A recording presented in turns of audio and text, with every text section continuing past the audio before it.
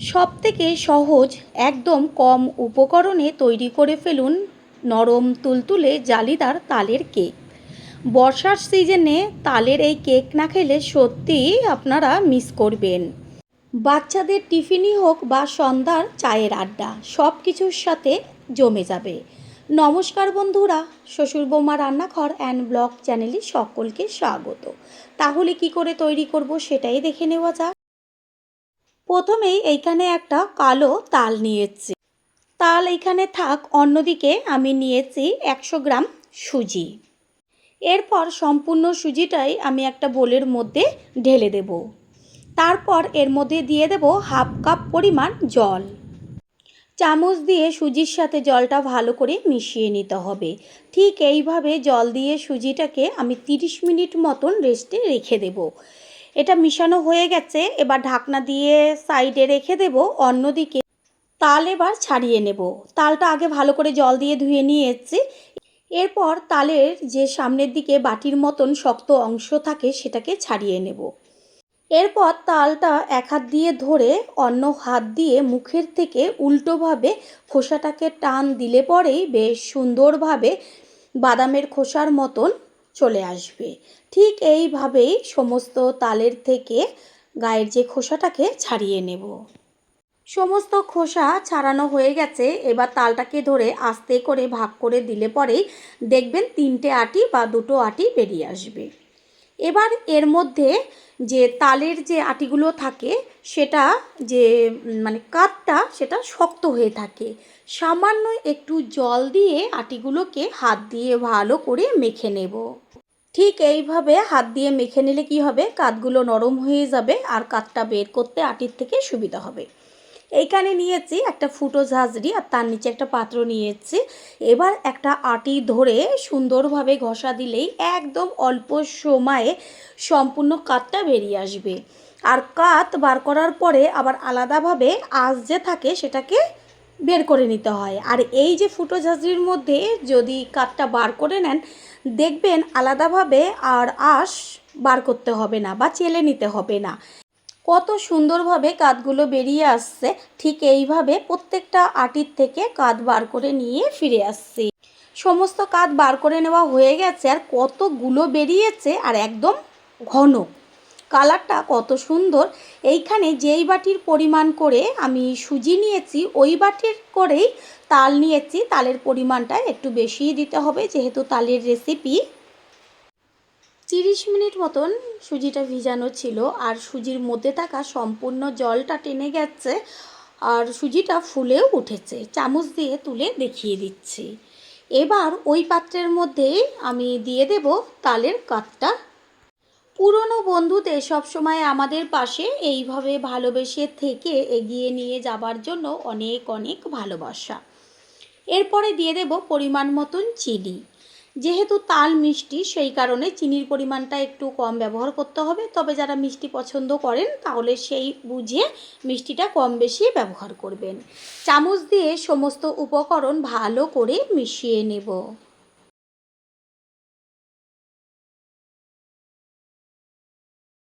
এখানে নিয়েছি একটা মিক্সিং জার, তার মধ্যে সমস্ত ব্যাটারটা দিয়ে দেব। যেই বোলের মধ্যে ব্যাটারটা গুলে নিয়েছিলাম তার মধ্যেই দিয়ে দেব অল্প পরিমাণ দুধ। এবার ভালো করে চামচ দিয়ে মিশিয়ে নিয়ে সম্পূর্ণ দুধটুক ওই মিক্সিং জারের মধ্যে ঢেলে দেব। ভালোভাবে পেস্ট করে নিয়েছি আর ঢাকনাটা খুলে দেখিয়ে দিচ্ছি। পেস্টের কালারটাও সম্পূর্ণ চেঞ্জ হয়ে গেছে। ওই বোলের মধ্যেই সম্পূর্ণ পেস্টটা ঢেলে নেব। যেহেতু আমি কেক তৈরি করব সেই কারণে ব্যাটারটা যেন পাতলা না হয়ে যায়, বেশ ঘন থাকে সেই পর্যায়ে ব্যাটারটাকে তৈরি করতে হবে। আমি হাতায় তুলে দেখিয়ে দিচ্ছি যে কত ঘন রাখতে হবে। দেখাই যাচ্ছে যে চট করে হাতার থেকে পড়ে যাচ্ছে না আর পেছনেও একটা মোটা লেয়ার আছে। এবার এর মধ্যে দিয়ে দেব কুড়িয়ে নেওয়া নারকেল। নারকেলটা দিলে পরে এত টেস্টি লাগবে খেতে। ভালো করে নারকেলের সাথে মিশিয়ে নেব।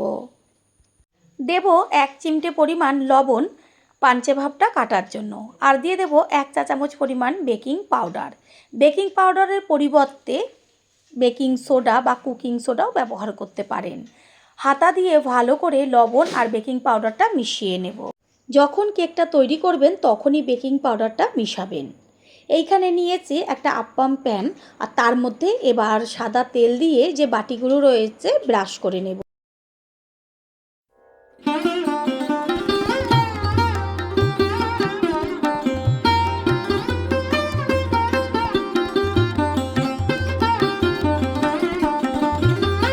প্রত্যেকটা বাটির মধ্যে তেলটা লাগিয়ে নিয়েছি। এতে কি হবে, বাটির গায়ে ব্যাটারটা লেগে যাবে না, আর যখন কেকটা তৈরি হবে এমনিতেই উঠে চলে আসবে। হাতায় তুলে তো আগেও দেখিয়েছি, আর একবারও দেখিয়ে দিলাম যে কতটা ঘনত্ব রাখতে হবে। এবার এক হাতা করে ব্যাটার নিয়ে প্রত্যেকটা বাটির মধ্যে অর্ধেক মতন দেব, কারণ এটা এতটাই ফুলবে যে বাটির ওপরে উঠে যাবে। সেই কারণে পুরো ভর্তি করে কোনো বাটিতেই দেবেন না। গ্যাসের ওভেনে একটা কড়াই বসিয়ে তার মধ্যে জল দিয়েছি, আর দিয়েছি হচ্ছে একটা স্ট্যান্ড। এবার আপ্পাম প্যানটা স্ট্যান্ডের ওপরে বসিয়ে গ্যাসের ফ্লেম হাই করে ঢাকনা দিয়ে ওপরটা ঢেকে দেব। একটু উঁচু টাইপের ঢাকনা দেবেন, না হলে ফুলে ঢাকনার গায়ে লেগে যাবে।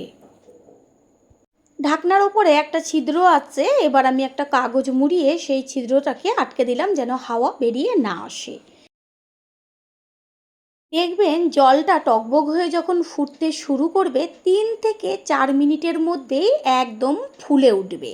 আমি ঠিক 4 মিনিট পরে ঢাকনাটাকে সরিয়ে দেখিয়ে দিচ্ছি যে কতটা বাটির ওপরে ফুলে উঠেছে। আবারও ঢাকনাটা চাপা দিয়ে দেবো, এটা এখনও সম্পূর্ণ কাঁচা রয়েছে। প্রথমবার যারা আমাদের চ্যানেল ভিজিট করছেন তাদের আন্তরিক শুভেচ্ছা ও অনেক অনেক ভালোবাসা। আমাদের রেসিপিগুলো যদি ভালো লেগে থাকে সাবস্ক্রাইব করে দেওয়ার অনুরোধ রইল, ও পাশে থাকা বেল আইকনে ক্লিক করলে পরবর্তী ভিডিওগুলো সবার আগে আপনাদের কাছে পৌঁছে যাবে। কেকটা যত আস্তে আস্তে পারফেক্ট হতে শুরু করবে ততই দেখবেন যে কেকের গায়ের কালারটা চেঞ্জ হতে শুরু করেছে, আর বাটির চারদিকে বেশ ছেড়ে ছেড়ে আসবে। দেখেই বোঝাই যাচ্ছে যে কতটা ফুলে উঠেছে। বন্ধুরা, আপনারা যে যেইখান থেকে ভিডিওটি দেখছেন অবশ্যই কমেন্টের মাধ্যমে জানাবেন। আপনাদের ধন্যবাদ জানাতে পারলে সত্যিই আমরা ভীষণ ভীষণ আনন্দিত হব। আপনাদের করা কমেন্টসগুলো পেয়ে আমরা এতটাই উৎসাহিত হই পরের ভিডিওগুলো তৈরি করার জন্য। আবারও ঢাকনা দিয়ে ঢেকে দেব, আর 5 মিনিট বাদে ঢাকনাটাকে সরিয়ে দিয়ে চেক করে নেব যে কেকটা তৈরি হলো কি না। একটা কাঠি নিয়েছি, তা দিয়ে কেকগুলোর ওপরে একটুখানি গুজে দিলেই, যদি দেখবেন যে শুকনো বা যদি লেগে লেগে আসে তাহলে হয়নি, আর এটা দেখাই যাচ্ছে যে একটুও কাঠির গায়ে লেগে যাচ্ছে না। আর এই কাঠি দিয়ে খোঁচা দিতেই সুন্দরভাবে নিচের থেকে উঠে এসছে। কোনো রকমভাবে চামচ বা ছুরির সাহায্যে ছাড়িয়ে নিতে হলো না, এমনিতেই দেখবেন সুন্দরভাবে প্রত্যেকটা কেক বাটির থেকে উঠে চলে আসবে। কেক একদম রেডি হয়ে গেছে, গ্যাস অফ করে দিয়েছে। এবার একটা পাত্রে তুলে নেব। প্রত্যেকটা কেক কত সুন্দর ফুলেছে আর একদম নরম তুলতুলে জালিদার হয়েছে। তৈরি হয়ে গেল আজকের রেসিপি। আশা করি রেসিপিটি ভালো লাগলো, আর যদি ভালো লেগে থাকে একটা লাইক, কমেন্ট, পারলে একটা শেয়ার করে অবশ্যই জানাবেন। আপনাদের করা একটা লাইক ও লাইকের পাশে থাকা হাইপ আর একটা শেয়ার আমাদের কাছে অনেক অনেক গুরুত্বপূর্ণ। All friend, thanks for watching my video. আপনারা সকলে ভালো থাকবেন, সুস্থ থাকবেন। আবারও দেখা হবে অন্য কোনো রেসিপির এপিসোডে।